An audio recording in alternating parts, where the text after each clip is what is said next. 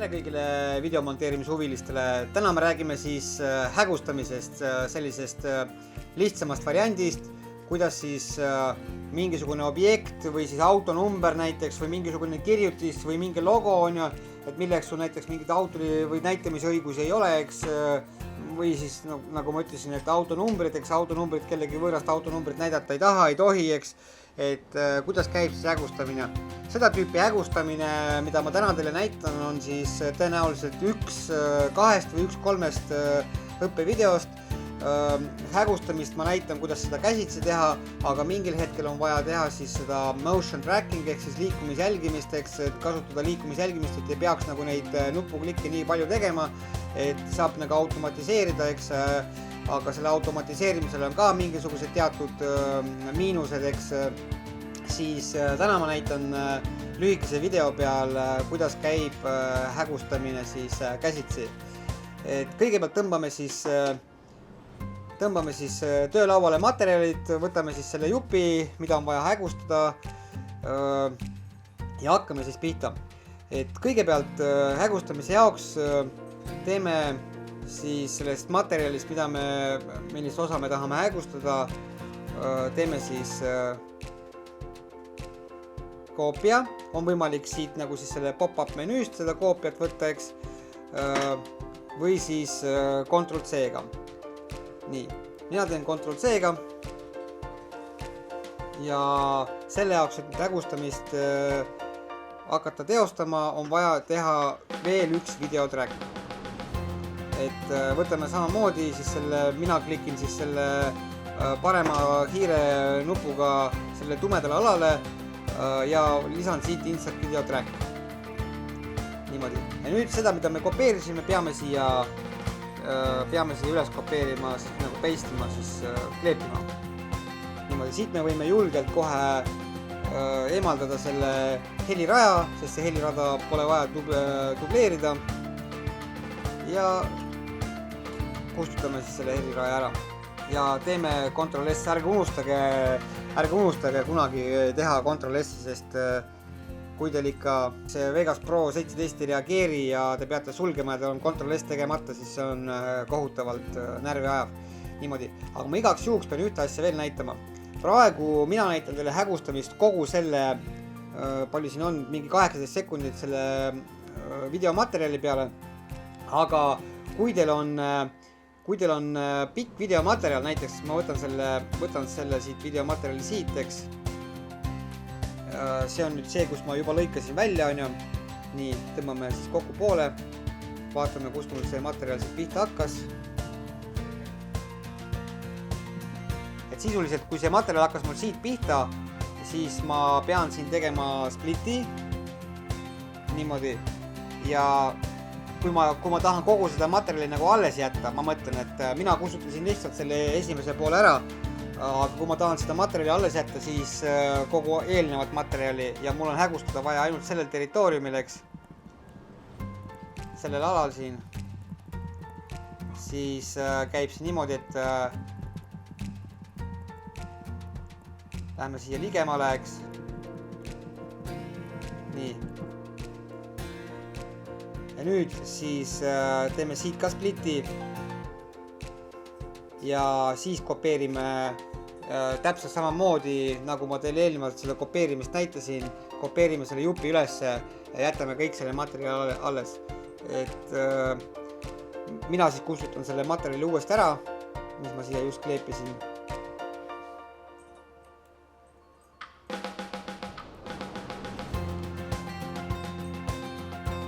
Ja liigun tagasi algusesse selle materjali juurde, mida ma siis just töötlema hakkasin. Niimoodi. Põhiinstrument, millest ma teile varsti ühes õppetunnis räägin, on siis see pan-crop. See on kõige põhilisem instrument, mis siin videofaili animatsioonis nagu kasutada tuleb. See on kõige tihedamini kasutatav instrument, eks. Niimoodi. Siin meil avaneb siis selline töölaud, ehk siis pan-crop, siis animatsioon, eks, PAN on siis võetud lühend sõnast panoraam, eks, mis see panoraam tähendab, võib Vikipeediast vaadata või muust nendest materjalidest internetist ja crop ehk siis panoraam ja lõikamine, eks, et kõik, mis on seotud panoraamiga, animeerimisega, niimoodi. See, mida siin kõik need funktsioonid tähendavad, teen ma eraldi sellest õppevideo, siis vaadake nüüd. Siin on selline asendus nagu positsioon ja siis on siin sellised tööriistad ja selline siis töölaud, ehk siis need, kus on mingisugune keskkoht, kus on mingisugune nurgakoht, eks, või siis zoom, eks, ja aga siin selle jaoks, et teha nüüd seda hägustamist, siis me peame siit valima hoopis mitte positsiooni, vaid maski. Nii, kui me maski paneme kliki ära, siis muutuvad siin need instrumendid. Niimoodi. Ja tähtis asi on, pange tähele, et siin see selline märk koos selle lukuga ja ta on aktiivne, siis see tähendab seda, et kui ma nüüd siin töölaua peal muudan selle järjehoidja, ehk siis see järjehoidja siin võrdub see järjehoidja siin. Nii, kui ma nüüd seda järjehoidja asukohta siin muudan, kui ma selle järjehoidja asukohta siin muudan, siis ta muutub ka siin. Näete? Nii, vahest on see mugav ja kasulik, aga vahest, kui te unustate selle ära, siis on see äärmiselt segadust tekitav ja jälgige seda kohe alguses ja planeerige siis, kas teil on seda tõesti vaja või ei ole. Et mina deaktiveerin selle praegu ja nüüd nad ei liigu enam koos. Siis selle PAN-crop töölaua peal me praegu töötame siis aktiveerime selle ülemise. Näete, nüüd see ülemine on kollane siit, kollase äärega. Nii, nüüd on see ülemine osa aktiveeritud. Ja liigume siis paneme siis selle järjehoidja siia algusesse. Niimoodi. Nüüd me näeme seda märki siin. Lähme maski peale tagasi. Nii. Siin on nüüd siis edit tool, see on siis muutmise instrument, eks, ja nüüd on sellised instrumendid. Sulepeots. Ma ei hakka nimetama nüüd seda õiget nimetust, aga lihtsalt digilehest tähendust, et sulepeots, siis on selline kolmnurgaga, siis on selline rombi ruudukujuline ja ovaal. Ja nüüd hetkel te peab olema sisse lülitatud siis muutmise, siis redigeerimise instrument, eks, ja on võimalik siis siia neid tähendusi ja märgistusi teha nüüd siis nende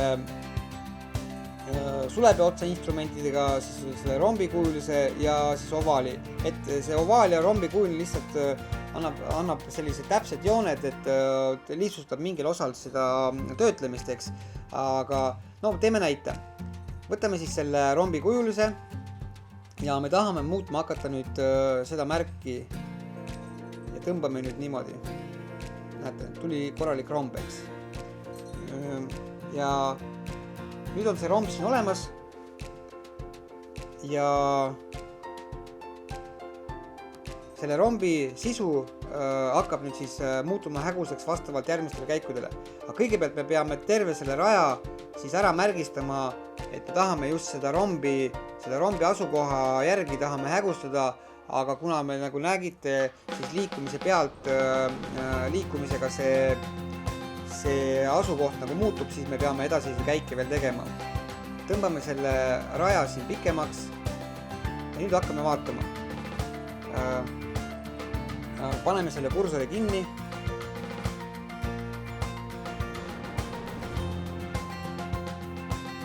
Tõmbame selle kursori algusesse.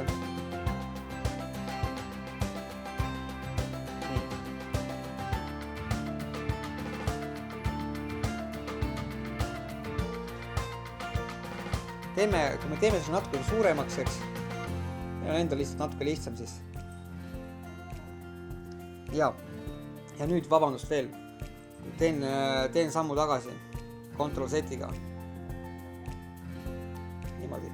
Kui me oleme selle märgistuses nüüd ära teinud, siis ärge palun kunagi unustage, et siin tuleb need omadused ära muuta. Et nende omaduste tähendused ma räägin teile järgmistes saadetes, aga praegu ma näitan faktipõhiliselt, et tuleb nii teha ja niimoodi on kõige kasulikum. Siit me valime siis selle non'i asemel both ja siia paneme 3 ja enter. Nii, nüüd me võime edasi töötama hakata. Teeme järgmise sammu, vaatame, kuidas asukoha järgselt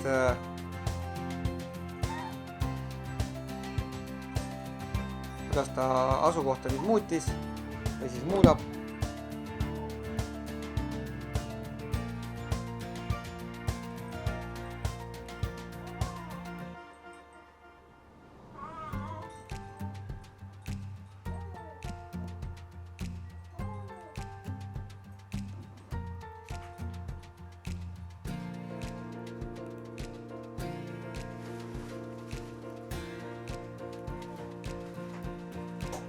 Nii, hakkame nüüd vaatama, tõmbame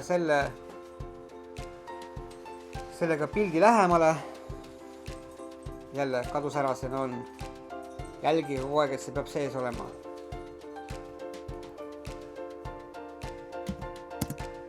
Nii, ja hakkame nüüd siis asukohtasid muutma. Liigutame ühe sammu edasi. Lähme siis video raja peale, liigutame. Mina selle parem-vasak noolega hakkan sõitma.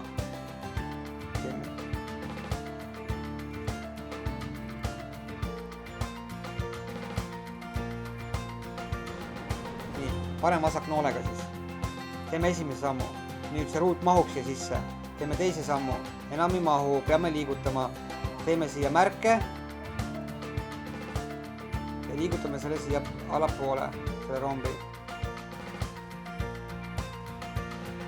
Nii, liigume edasi.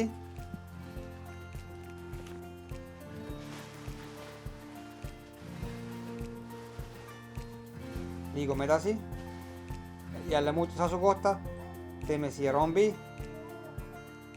Ja liigutame selle allapoole. Vaatame edasi. Järgmine samm.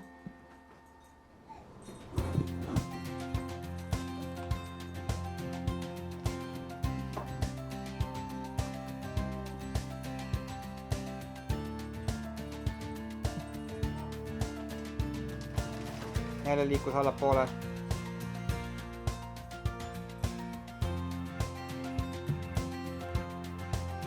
Nägite, kui te nüüd asukohta muudate.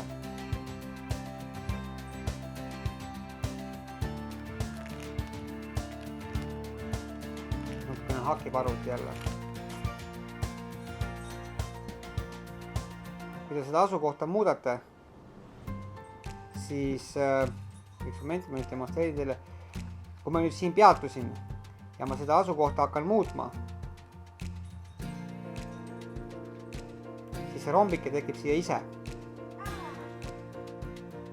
Jälgige, kui te hakkate asukohta muutma, siis et see oleks sinine.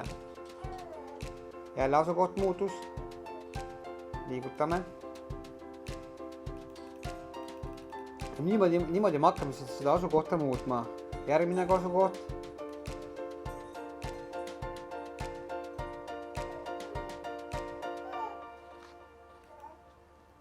Vaadake, kui te nüüd kogemata siin rajal vajutate siia selle kursoriga selle positsiooni rajal, siis aktiveerub see positsioon.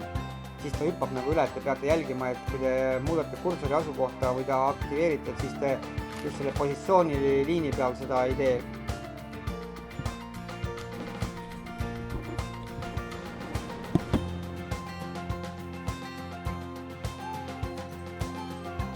Järgmine koht, muudame jälle seda asukohta. Ja kohe tekkis see märk siia, teeme jälle siis selle aktiveerime, et ta vilguks niimoodi sinisena.